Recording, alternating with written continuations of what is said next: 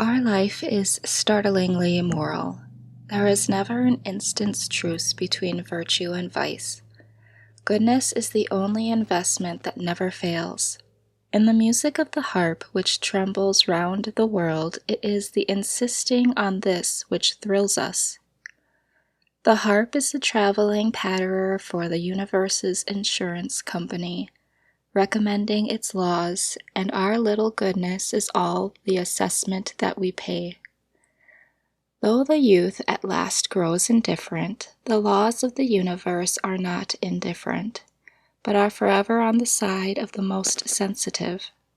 Listen to every zephyr for some reproof, for it is surely there, and he is unfortunate who does not hear it.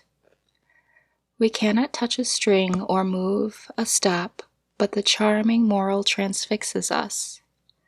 Many an irksome noise, go a long way off, is heard as music, a proud, sweet satire on the meanness of our lives. We are conscious of an animal in us, which awakens in proportion as our higher nature slumbers. It is reptile and sensual, and perhaps cannot be wholly expelled, like the worms which, even in life and health, occupy our bodies. Possibly we may withdraw from it, but never change its nature. I fear that it may enjoy a certain health of its own, that we may be well, yet not pure. The other day I picked up the lower jaw of a hog, with white and sound teeth and tusks, which suggested that there was an animal health and vigor distinct from the spiritual. This creature succeeded by other means than temperance and purity. That in which men differ from brute beasts, says Mencius, is a thing very inconsiderable. The common herd lose it very soon. Superior men preserve it carefully. Who knows what sort of life would result if we had attained to purity? If I knew so wise a man as could teach me purity, I would go to seek him forthwith. A command over our passions and over the external senses of the body, and good acts are declared by the Ved to be indispensable in the mind's approximation to God. Yet the spirit can, for the time, pervade and control every member and function of the body, and transmute what in form is the grossest sensuality into purity and devotion. The generative energy, which, when we lose, dissipates and makes us unclean, when we are continent, invigorates and inspires us. Chastity is the flowering of man, and what are called genius, heroism, holiness, and the like are but various fruits which succeed it. Man flows at once to God when the channel of purity is open. By turns our purity inspires and our impurity casts us down. He is blessed who is assured that the animal is dying out in him day by day, and the divine being established. Perhaps there is none but has cause for shame on account of the inferior and brutish nature to which he is allied. I fear that we are such gods or demigods only as fawns and satyrs, the divine allied to beasts, the creatures of appetite, and that, to some extent, our very life is our disgrace. How happy is he who hath due place assigned to his beasts and disafforested his mind, can use this horse, goat, wolf, and every beast, and is not ass himself to all the rest. Else man not only is the herd of swine, but he's those devils too which did incline them to a headlong rage, and made them worse. All sensuality is one, though it takes many forms. All purity is one. It is the same whether a man eat or drink or cohabitate or sleep sensually. They are but one appetite, and we only need to see a person do any one of these things to know how great a sensualist he is. The impure can neither stand nor sit with purity. When the reptile is attacked at one mouth of his burrow, he shows himself at another. If you should be chaste, you must be temperate. What is chastity? How shall a man know if he is chaste? He shall not know it. We have heard of this virtue, but we know not what it is. We speak conformably to the rumor which we have heard. From exertion come wisdom and purity, from sloth ignorance and sensuality. In the student sensuality is a sluggish habit of mind. An unclean person is universally a slothful one who sits by a stove, whom the sun shines on prostrate, who reposes without being fatigued. If you would avoid uncleanness and all the sins, work earnestly, though it be at cleaning a stable. Nature is hard to be overcome, but she must be overcome. What avail it that you a Christian, if you are not purer than the heathen, if you deny yourself no more, if you are not more religious? I know of many systems of religion esteemed heathenish, whose precepts fill the reader with shame, and provoke him to new endeavors, though it be to the performance of rites merely. I hesitate to say these things, but it is not because of the subject.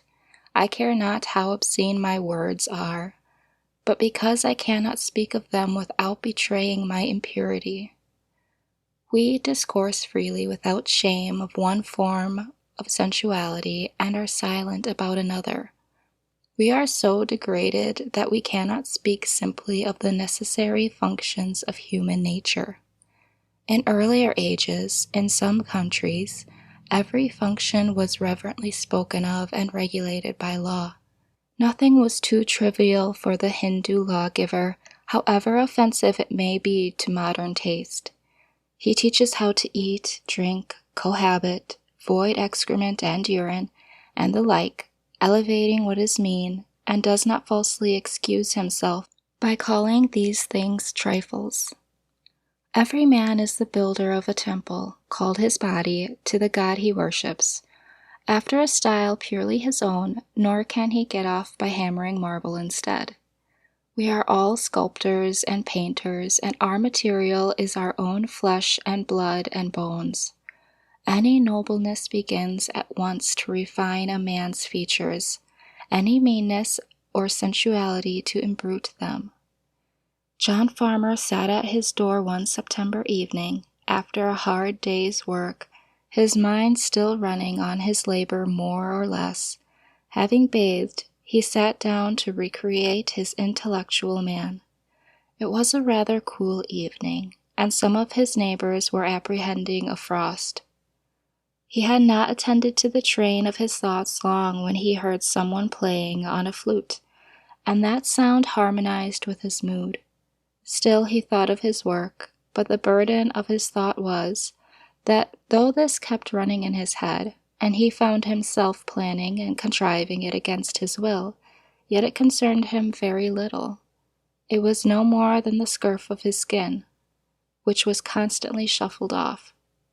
But the notes of the flute came home to his ears out of a different sphere from that he worked in, and suggested work for certain faculties which slumbered in him. They gently did away with the street, and the village, and the state in which he lived. A voice said to him, "Why do you stay here and live this mean, moiling life, when a glorious existence is possible for you? The same stars twinkle over other fields than these, but how to come out of this condition and actually migrate thither?" All that he could think of was to practice some new austerity, to let his mind descend into his body and redeem it, and treat himself with ever-increasing respect. Brute Neighbors. Sometimes I had a companion in my fishing, who came through the village to my house from the other side of the town, and the catching of the dinner was as much a social exercise as the eating of it. Hermit, I wonder what the world is doing now. I have not heard so much as a locust over the sweet fern these 3 hours. The pigeons are all asleep upon their roots, no flutter from them. Was that a farmer's noon horn which sounded from beyond the woods just now? The hands are coming in to boiled salt beef and cider and Indian bread. Why will men worry themselves so? He that does not eat need not work. I wonder how much they have reaped. Who would live there where a body can never think for the barking of bows? And oh, the housekeeping, to keep bright the devil's doorknobs and scour his tubs this bright day. Better not keep a house. Say, some hollow tree, and then for morning calls and dinner parties. Only a woodpecker tapping. Oh, they swarm. The sun is too warm there. They are born too far into life for me. I have water from the spring and a loaf of brown bread on the shelf. Hark, I hear a rustling of the leaves. Is it some ill-fed village hound yielding to the instinct of the chase? Or the lost pig which is said to be in these woods, whose tracks I saw after the rain? It comes on apace, my sumacs and sweetbriars tremble. Eh, Mr. Poet, is it you? How do you like the world today? Poet. See those clouds, how they hang? That's the greatest thing I have seen today. There's nothing like it in old paintings, nothing like it in foreign lands, unless when we were off the coast of Spain. That's a true Mediterranean sky, I thought, as I have my living to get, and have not eaten today, that I might go a-fishing. That's the true industry for poets. It is the only trade I have learned. Come, let's along. Hermit. I cannot resist. My brown bread will soon be gone. I will go with you gladly soon, but I am just concluding a serious meditation. I think that I am near the end of it. Leave me alone, then, for a while. But that we may not be delayed, you shall be digging the bait meanwhile. Angleworms are rarely to be met with in these parts. Where the soil was never fattened with manure, the race is nearly extinct. The spot of digging the bait is nearly equal to that of catching the fish. When one's appetite is not too keen, and this you may have all to yourself today, I would advise you to set in the spade down yonder among the ground nuts, where you see the johnswort waving. I think that I may warrant you one worm to every 3 sods you turn up. If you look well in among the roots of the grass, as if you were weeding, or if you chose to go further, it will not be unwise, for I have found the increase of fair bait to be very nearly as the squares of the distances. Hermit alone. Let me see, where was I? Methinks I was nearly in this frame of mind. The world lay about at this angle. Shall I go to heaven or a-fishing? If I should soon bring this meditation to an end, would another so sweet occasion be likely to offer? I was as near being resolved into the essence of things as ever I was in my life. I fear my thoughts will not come back to me. If it would do any good, I would whistle for them. When they make us an offer, is it wise to say, "We will think on it"? My thoughts have left no track, and I cannot find the path again. What was it that I was thinking of? It was a very hazy day. I will just try these 3 sentences of Confucius. They may fetch that state about again. I know not whether it was the dumps or a budding ecstasy. Mem. There never is but one opportunity of a kind. Poet. How now, hermit? Is it too soon? I have got just 13 whole ones, beside several which are imperfect or undersized. But they will do for the smaller fry. They do not cover up the hook so much. Those village worms are quite too large. A shiner may make a meal off one without finding the skewer. Hermit. Well then, let's be off. Shall we go to the Concord? There's good sport there if the water be not too high. Why do precisely these objects which we behold make a world? Why has man just these species of animals for his neighbors, as if nothing but a mouse could have filled this crevice? I suspect that Pilpay and Company have put animals to their best use, for they are all beasts of burden, in a sense, made to carry some portion of our thoughts. The mice which haunted my house were not the common ones, which are said to have been introduced into the country, but a wild native kind not found in the village. I sent one to a distinguished naturalist, and it interested him much. When I was building, one of these had its nest underneath the house, and before I had laid the second floor and swept out the shavings, would come out regularly at lunch-time and pick up the crumbs at my feet. It probably had never seen a man before, and it soon became quite familiar, and would run over my shoes and up my clothes. It could readily ascend the sides of the room by short impulses, like a squirrel, which it resembled in its motions. At length, as I leaned with my elbow on the bench one day, it ran up my clothes and along my sleeve and round the paper which held my dinner, while I kept the latter close and dodged and played at bo peep with it. And when at last I held still a piece of cheese between my thumb and finger, it came and nibbled it, sitting in my hand, and afterward cleaned its face and paws like a fly and walked away. A phoebe soon built in my shed, and a robin for protection in a pine which grew against the house.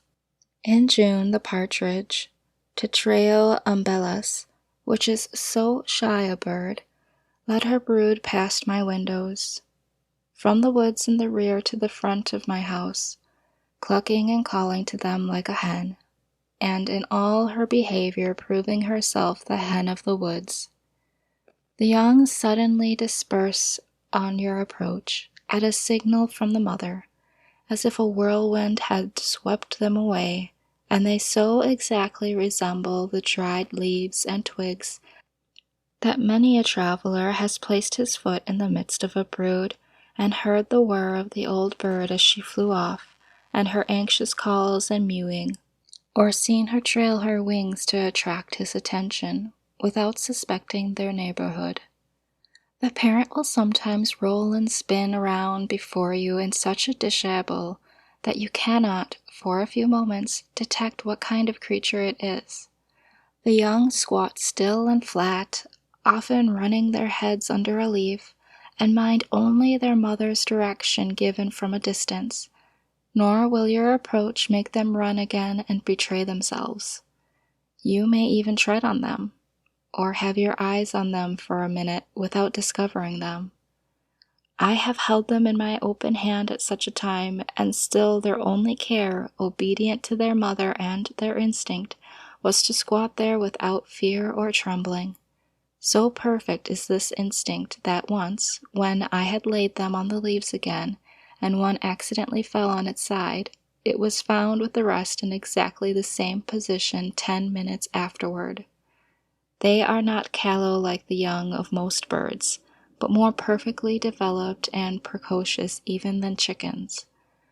The remarkably adult yet innocent expression of their open and serene eyes is very memorable. All intelligence seems reflected in them. They suggest not merely the purity of infancy, but a wisdom clarified by experience. Such an eye was not born when the bird was, but is coeval with the sky it reflects. The woods do not yield another such a gem. The traveler does not often look into such a limpid well. The ignorant or reckless sportsman often shoots the parent at such a time, and leaves these innocents to fall a prey to some prowling beast or bird, or gradually mingle with the decaying leaves which they so much resemble.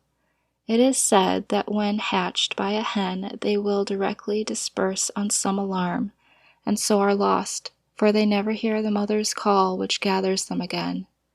These were my hens and chickens.